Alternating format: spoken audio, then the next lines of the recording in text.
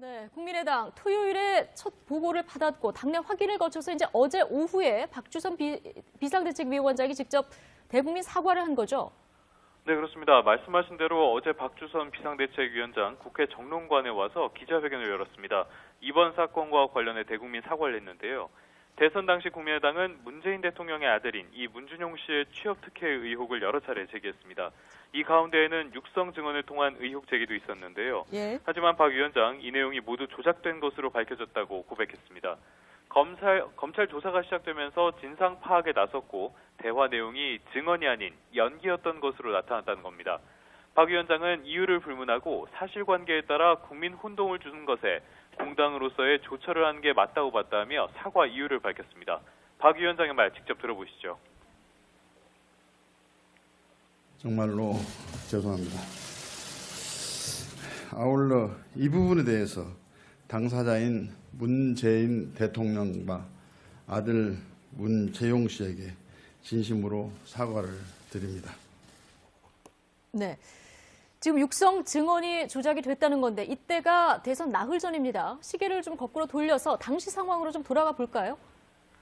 네, 말씀하신 대로 이 내용이 처음 나온 게 대선 나흘 앞둔 지난달 5일이었습니다. 예. 국민의당은 문재인 대통령의 아들인 문준용 씨의 취업 특혜 의혹을 뒷받침할 증언이라면서 2008년 9월부터 2년 동안 준용 씨와 미국 파슨스 디자인 스쿨 대학원을 함께 다닌 동료의 육성 증언을 공개했습니다. 내용 함께 들어보시죠. 어디에 이력서만 내면 된다고 얘기를 했던 것 같은데 아빠가 하라는 대로 해서 했었던 걸로 나는 그렇게 알고 있었어. 그리고 그렇게 소문이 났고 그렇게 얘기를 들었어. 그러니까 이 내용 자체가 조작됐다는 건데요. 당시 안철수 후보 측은 이러한 의혹이 사실이라면 문재인 후보가 국가기관에 불법 취업 청탁을 했고 국가기관이 불법 행위에 나선 명백한 범죄 행위라고 맹공을 퍼부었습니다. 그러면서 문준용 씨를 정유라와 비교해 문유라라는 별칭으로 부르기도 했는데요. 준용 씨의 대학 동문들은 성명을 통해서 반인권적인 마녀 사냥을 즉각 멈추라고 촉구하기도 했습니다. 특히 자신을 대학교 동창이라고 밝힌 송모 씨는 SNS를 통해 너무 허술한 가짜 인터뷰라며 조작 의혹을 제기하기도 했습니다. 당시에 더불어민주당 측은 인터뷰가 가짜라면서 국민의당을 검찰에 고발했고요. 여기에 대해서 국민의당은 무고 혐의로 맞고발에 나서기도 했습니다. 네, 당시 국민의당이 문준용 씨 취업 특혜 의혹으로 공세를 이어갔었는데요. 지금 의혹의 핵심이 거짓으로 드러난 이런 상황인데요. 자, 조작을 한 사람, 어떤 사람입니까? 네, 앞서도 전해드렸듯이 국민의당의 당원인 이유미 씨입니다. 예. 이 녹음 파일을 당에 제보했지만 대선 뒤에 검찰 수사망이 계속 옥죄어오자 국민의당에 조작한 제보였다고 실토했는데요. 결국 이 씨 어젯밤에 검찰에 공직선거법상 허위사실 공표 혐의로 긴급 체포됐습니다. 구치소 수감을 위해서 검찰 청사를 나선 이 씨 취재진들의 쏟아지는 질문에도 침묵으로 일관했는데요. 이 내용도 한번 직접 들어보시죠. 긴급 체포되셨는데 혐의 인정하십니까? 누구 지시받고 제보 조작하셨습니까? 억울한 소리 하셨다는데 한 말씀 해주시죠. 당이 조직적으로 개입한 거 맞습니까? 네, 이 이유미 씨에 대해서 조금 살펴볼 필요가 있겠는데요. 안철수 전 대표의 카이스트 기술경영대학원 제자로 알려졌습니다. 예. 2012년 진심 캠프 시절부터 안 전 대표를 도왔고요. 대선이 끝난 뒤에는 이 대선 과정을 기록한 책을 출간하기도 했습니다. 지난 총선 때는 전남 여수갑에 예비 후보로 등록하기도 했고요. 사실상 안철수 전 대표와 상당히 오랜 기간 동안 인연을 유지해온 인물이라고 볼 수 있습니다. 예. 한 명의 당원에 이런 조작을 했다는 것이 쉽게 이해가 되지 않는다. 이런 분들 지금 많은데. 자, 검찰도 더 윗선이 있는지 수사에 들어간 그런 상황입니다. 자, 이 부분에서 일단 관련자들 진술이 좀 엇갈리고 있죠. 네, 그렇습니다. 말씀하신 대로 이 부분이 쉽게 납득되기가 어려운 부분인데요. 일개 당원 한 명이 제보한 내용이 전체 그 선거 캠프의 전략으로 활용됐다는 부분을 쉽게 이해하기는 좀 어렵습니다. 예. 일단 이유미 씨는 이 녹음 파일을 이준서 전 최고위원을 통해 제보했다고 설명했습니다. 다만 이 부분에 대해서 말씀하신 대로 증언이 다소 엇갈리고 있는데요. 이유미 씨는 이전 최고위원이 지시를 조작을 했고 조작 사실 역시 이전 최고위원이 알고 있었다고 당내 진상조사 과정에서 주장한 것으로 전해졌습니다. 반면 이전 최고위원은 조작 사실을 몰랐다고 주장하고 있는데요. 따라서 결국 진실은 검찰 수사로 가려지게 됐습니다. 이전 최고위원에 대해서도 좀 살펴볼 필요가 있습니다. 환경 관련 벤처기업인 출신인데요. 안철수 전 대표가 국민의당 인재영입 위원장을 맡았을 때 영입한 첫 청년 인사입니다. 20대 국회가 열린 뒤에 청년 최고위원을 맡았고 리베이트 사건이 있었을 때 지도부가 해체됐는데 이때도 비상대책위원회의 비대위원으로 임명되기도 했습니다. 최고위원과 비대위원 모두 당시의 상임 공동대표 가운데 한 명이었던 안철수 전 대표의 몫으로 임명된 것으로 지금까지 확인이 되고 있습니다. 예. 그러면 이 사건에 직접 연관된 두 사람이 모두 안철수 전 대표와 관련된 사람이라는 건데요. 그렇다면 안철수 전 대표나 다른 지도부가 이 사실을 몰랐을까? 이 의문이 남습니다. 네, 그 부분이 제일 중요하지 않을까 싶은데요. 일단 예. 지금 시점에서 안철수 전 대표 그리고 당 지도부가 이 조작 사실을 알았는지는 명확치 않습니다. 다만 후보의 경우에는 선거운동 기간에 후보가 할 일이 워낙 많습니다. 바쁜 일정을 소화하는 만큼 이렇게 아주 세부적인 내용까지 또 그것도 조작이라는 사실까지 보고받았다고 보기엔 좀 어려운 부분이 있습니다. 하지만 이 사실을 전혀 몰랐다고 가정을 하더라도 책임을 피하긴 어려워 보입니다. 당장 이 사건에 직접 연관된 두 사람 모두 안철수의 사람으로 분류되는 인물이고요. 여러 차례 이 문제를 제기한 것은 국민의당 공명선거 추진단입니다. 이 공명선거 추진단의 단장을 대선 후보 경선 당시 안철수 예비 후보의 대변인을 맡았던 이용주 의원이 전면에 나섰기 때문인데요. 이 이용주 의원이 단장을 맡으면서 상당히 이 문제를 강력하게 주장을 하곤 했었습니다. 또 안철수 후보 본인 역시 TV토론과 유세 등을 통해서 여러 차례 이 문제를 제기하기도 했습니다. 안 전 대표의 유세 과정에서 했던 이야기가 있는데요. 이 내용 한번 들어보시죠.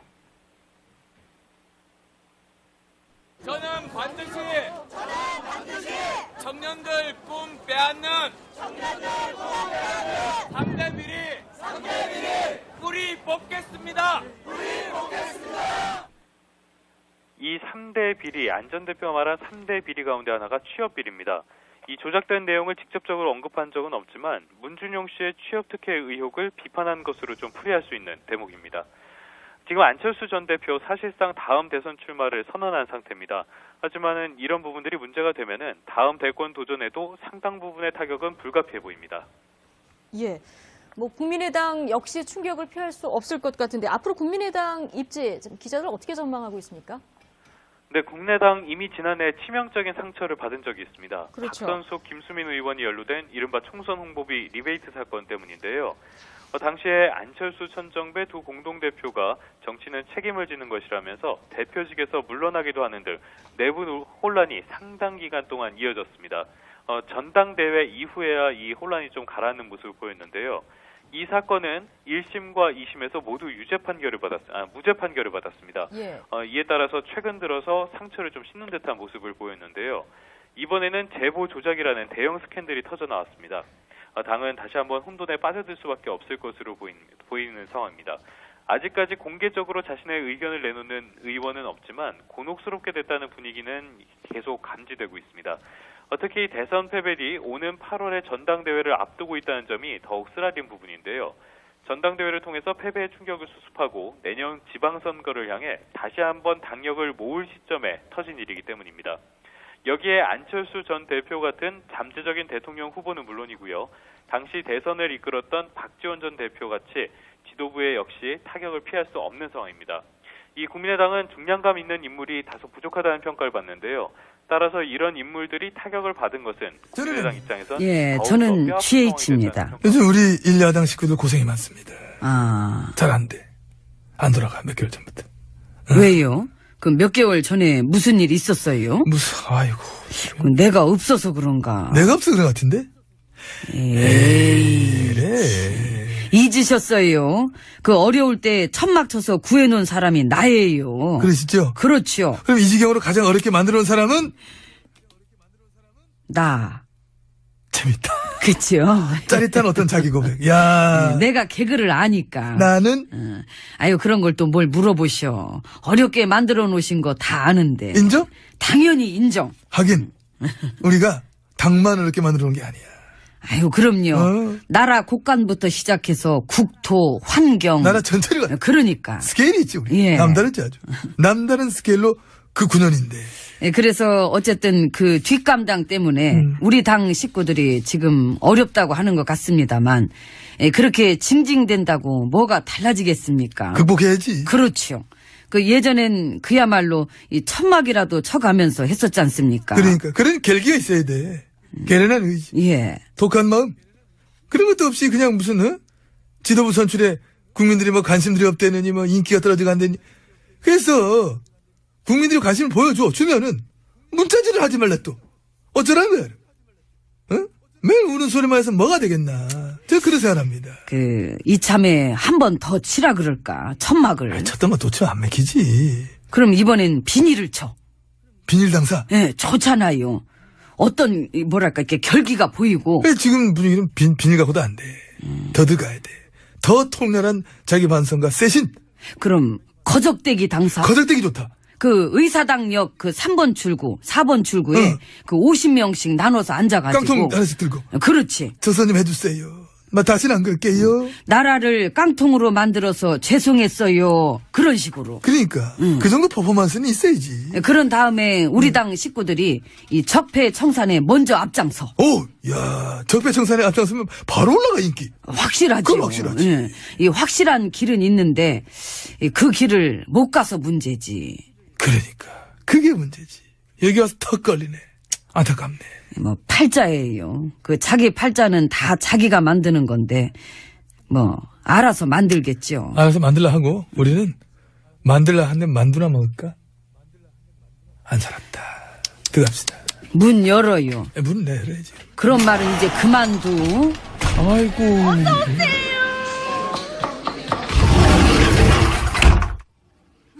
예, 룸으로 들어왔습니다.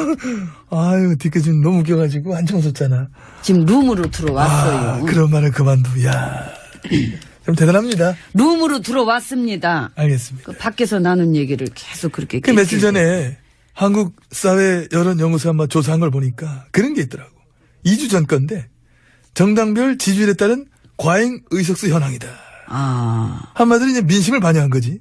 그래서 지지율 얼마를 받을 때 의석수는 어느 정도가 되는 것이 맞다. 그것이 적다 정상이다. 이런 식으로 했어. 그래서 일단 여당은요. 여당은 지금 이제 의석수가 120. 지지율은 54%. 54%의 지지율을 받고 있을 때 적당한 의석수는 162석이라 나왔어. 근데 지금 의석수가 120. 그러니까 한 42명 정도 모자라고 나온 거지. 아하. 그 지지율 계산할 때 그렇다는 거고. 그럼 우리 1야당은? 우리 이제 자한당은 의석수 107. 지지율은? 9.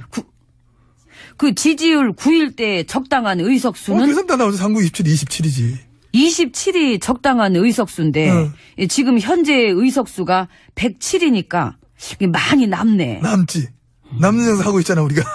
그 107에서 27 빼면은 이게 80이지 않습니까? 그럼 현재 80명 정도는 이제 빼도 그만이라는. 그렇지. 한마디로 과잉 상태. 과잉 의석수다. 하긴 그 107명이 지지율 9 받기가 그게 더 힘들 것 같아요. 힘들지. 그 어려운 걸 해내고 있잖아. 그래서 이 민심의 지지를 9밖에 못 받으니까 이 80명 정도는 이 밥값도 못 하고 있다. 뭐 너무 뭐 그렇게 하는 거 있지만 또 그런 해석도 가능하다는 얘기 하는 거지. 저런. 누가 못 받으래? 그러니까요. 그래도 열심히 해야 되는 거야. 그럼 이 야당은? 국민당 의석수 이제 40인데 지지율은 7. 7일 때 적당 의석수는 21이다. 아이고. 그럼 거기도 절반 정도는 빼도 그만이구나. 빼든 그 얘기 저거 하지. 너무 그렇게 하지 말고 지지를 더 받아라. 이렇게 가야지. 그 바른당은요? 의석수 20, 지지율 5. 5% 적당 의석수 15. 역시 5명이 많네. 정의당 의석수는 6, 지지율은 8. 적당 의석수는 24이다. 그럼 거긴 오히려 18명 정도가 모자라고. 그런 셈이지. 아이고. 물론 뭐 국민 중엔 지지 정당이 없는 무당층 속칭 뭐 그런 것도 있고 지지율 조사를 하는 것도 그때그때 오락가락 하는 게 있기 때문에 그런 건 좀 있는데. 보면은 근데 요즘엔 많이 오락가락 하진 않잖아요. 그 야당들은 5, 6, 7, 8, 9, 10 그냥 왔다 갔다 거기서 거기니까. 어쨌든 뭐 이런 조사 절대적으로 말할 수 없어. 분명히 그렇지만은 한 가지 분명한 거는 민심의 어떤 국민들의 지지가 그만큼 중요하다. 그렇죠. 그거는 부인 못하지요. 우리 이제 민심 뭐 지지 뭐 이런 거 신경 안 써요. 지지 3% 받지만은 그래도 우리 마음대로 할 거야. 어디서 이랬다고 쳐봐. 정치인 나갔다고 하지. 근데 지금 이미 그거를 그래. 지지도 못 받아서 80명씩 20명씩 과잉 의석수를 갖고 있는 당들이 이 민심 지지 그 80% 찍고 있는 VIP랑 이 정부의 발목을 붙잡고 있는 상황이니까. 그러네. 이거 되게 용감한 거네. 민심이랑 이렇게 따로 놀면서 반대만 하고, 민심이랑 이제, 따로 논다는 거를, 그게 나라에 도움이 되나 안 되나. 그 진작에 생각해 봐야 돼. 민심은 곧 뭐라 그랬어? 천심이다. 민심은 천심. 이거 생각 안 하면 안 되지. 그 생각을 안 하고 있을 수도 있어요. 그 하는 거 보면. 그지? 안타깝지, 뭐. 그러게. 알아서 하겠지, 뭐. 알아서 하시고, 예, 저 가세요. 아유, 너무 오늘 막 숫자도 많이 나오고 정신이 없네. 귀찮아요. 나는 내 생각하는 것도 힘들어요. 지금은 밥을 먹어야 할 때입니다. 그래. 이모, 밥 줘요. 를 당에 제보했지만 대선 뒤에 검찰 수사망이 계속 옥죄어오자 국민의당에 조작한 제보였다고 실토했는데요. 결국 이 씨 어젯밤에 검찰에 공직선거법상 허위사실 공표 혐의로 긴급 체포됐습니다. 구치소 수감을 위해서 검찰 청사를 나선 이 씨 취재진들의 쏟아지는 질문에도 침묵으로 일관했는데요. 이 내용도 한번 직접 들어보시죠. 긴급 체포되셨는데 혐의 인정하십니까? 누구 지시받고 제보 조작하셨습니까? 억울한 소리 하셨다는데 한 말씀 해주시죠. 당이 조직적으로 개입한 거 맞습니까? 네, 이 이유미 씨에 대해서 조금 살펴볼 필요가 있겠는데요. 안철수 전 대표의 카이스트 기술경영대학원 제자로 알려졌습니다. 예. 2012년 진심 캠프 시절부터 안 전 대표를 도왔고요. 대선이 끝난 뒤에는 이 대선 과정을 기록한 책을 출간하기도 했습니다. 지난 총선 때는 전남 여수갑에 예비 후보로 등록하기도 했고요. 사실상 안철수 전 대표와 상당히 오랜 기간 동안 인연을 유지해온 인물이라고 볼 수 있습니다. 예. 한 명의 당원에 이런 조작을 했다는 것이 쉽게 이해가 되지 않는다. 이런 분들 지금 많은데. 자, 검찰도 더 윗선이 있는지 수사에 들어간 그런 상황입니다. 자, 이 부분에서 일단 관련자들 진술이 좀 엇갈리고 있죠. 네, 그렇습니다. 말씀하신 대로 이 부분이 쉽게 납득되기가 어려운 부분인데요. 일개 당원 한 명이 제보한 내용이 전체 그 선거 캠프의 전략으로 활용됐다는 부분을 쉽게 이해하기는 좀. 네, 국민의당 토요일에 첫 보고를 받았고 당내 확인을 거쳐서 이제 어제 오후에 박주선 비상대책위원장이 직접 대국민 사과를 한 거죠. 네, 그렇습니다. 말씀하신 대로 어제 박주선 비상대책위원장 국회 정론관에 와서 기자회견을 열었습니다. 이번 사건과 관련해 대국민 사과를 했는데요. 대선 당시 국민의당은 문재인 대통령의 아들인 이 문준용 씨의 취업 특혜 의혹을 여러 차례 제기했습니다. 이 가운데에는 육성 증언을 통한 의혹 제기도 있었는데요. 예. 하지만 박 위원장 이 내용이 모두 조작된 것으로 밝혀졌다고 고백했습니다. 검찰 조사가 시작되면서 진상 파악에 나섰고 대화 내용이 증언이 아닌 연기였던 것으로 나타났다는 겁니다. 박 위원장은 이유를 불문하고 사실관계에 따라 국민 혼동을 주는 것에 공당으로서의 조처를 하는 게 맞다고 봤다며 사과 이유를 밝혔습니다. 박 위원장의 말 직접 들어보시죠. 정말로 죄송합니다. 아울러 이 부분에 대해서 당사자인 문재인 대통령과 아들 문재용 씨에게 진심으로 사과를 드립니다. 네. 지금 육성 증언이 조작이 됐다는 건데 이때가 대선 나흘 전입니다. 시계를 좀 거꾸로 돌려서 당시 상황으로 좀 돌아가 볼까요? 네, 말씀하신 대로 이 내용이 처음 나온 게 대선 나흘 앞둔 지난달 5일이었습니다. 예. 국민의당은 문재인 대통령의 아들인 문준용 씨의 취업 특혜 의혹하는 사실까지 보고받았다고 보기엔 좀 어려운 부분이 있습니다. 하지만 이 사실을 전혀 몰랐다고 가정을 하더라도 책임을 피하기는 어려워 보입니다. 당장 이 사건에 직접 연관된 두 사람 모두 안철수의 사람으로 분류되는 인물이고요. 여러 차례 이 문제를 제기한 것은 국민의당 공명선거 추진단입니다. 이 공명선거 추진단의 단장을 대선 후보 경선 당시 안철수 예비 후보의 대변인을 맡았던 이용주 의원이 전면에 나섰기 때문인데요. 이용주 의원이 단장을 맡으면서 상당히 이 문제를 강력하게 주장을 하곤 했었습니다. 또 안철수 후보 본인 역시 TV토론과 유세 등을 통해서 여러 차례 이 문제를 제기하기도 했습니다. 안 전 대표의 유세 과정에서 했던 이야기가 있는데요. 이 내용 한번 들어보시죠. 저는 반드시 청년들 꿈 빼앗는 상대 비리 뿌리 뽑겠습니다. 이 3대 비리, 안 전 대표가 말한 3대 비리 가운데 하나가 취업 비리입니다. 이 조작된 내용을 직접적으로 언급한 적은 없지만 문준용 씨의 취업 특혜 의혹을 비판한 것으로 좀 풀이할 수 있는 대목입니다. 지금 안철수 전 대표 사실상 다음 대선 출마를 선언한 상태입니다. 하지만은 이런 부분들이 문제가 되면은 다음 대권 도전에도 상당 부분의 타격은 불가피해 보입니다. 예. 뭐 국민의당 역시 충격을 피할 수 없을 것 같은데 앞으로 국을 뒷받침할 증언이라면서 2008년 9월부터 2년 동안 준용 씨와 미국 파슨스 디자인 스쿨 대학원을 함께 다닌 동료의 육성 증언을 공개했습니다. 내용 함께 들어보시죠. 어디에 이력서만 내면 된다고 얘기를 했던 것 같은데 아빠가 하란 대로 해서 했었던 걸로 나는 그렇게 알고 있었어. 그리고 그렇게 소문이 났고 그렇게 얘기를 들었어. 그러니까 이 내용 자체가 조작됐다는 건데요. 당시 안철수 후보 측은 이러한 의혹이 사실이라면 문재인 후보가 국가기관에 불법 취업 청탁을 했고 국가기관이 불법 행위에 나선 명백한 범죄 행위라고 맹공을 퍼부었습니다. 그러면서 문준용 씨를 정유라와 비교해 문유라라는 별칭으로 부르기도 했는데요. 준용 씨의 대학 동문들은 성명을 통해서 반인권적인 마녀사냥을 즉각 멈추라고 촉구하기도 했습니다. 특히 자신을 대학교 동창이라고 밝힌 송모 씨는 SNS를 통해 너무 허술한 가짜 인터뷰라며 조작 의혹을 제기하기도 했습니다.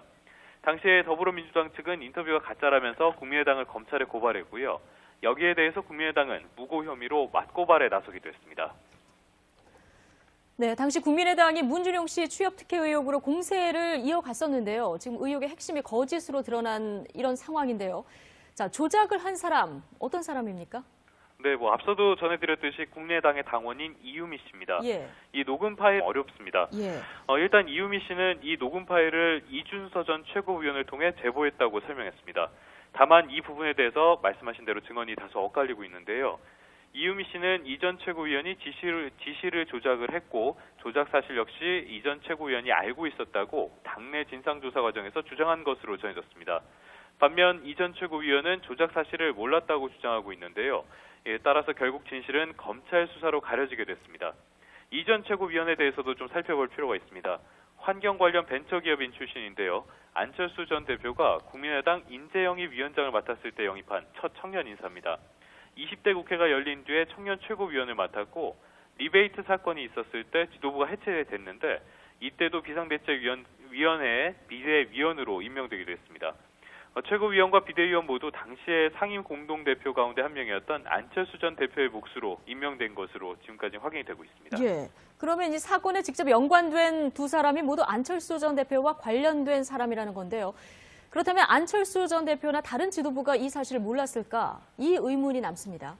네, 그 부분이 제일 중요하지 않을까 싶은데요. 일단 지금 시점에서 안철수 전 대표 그리고 당 지도부가 이 조작 사실을 알았는지는 명확치 않습니다. 다만 후보의 경우에는 선거운동 기간에 후보가 할 일이 워낙 많습니다. 바쁜 일정을 소화하는 만큼 이렇게 아주 세부적인 내용까지 또 그것도 조작이라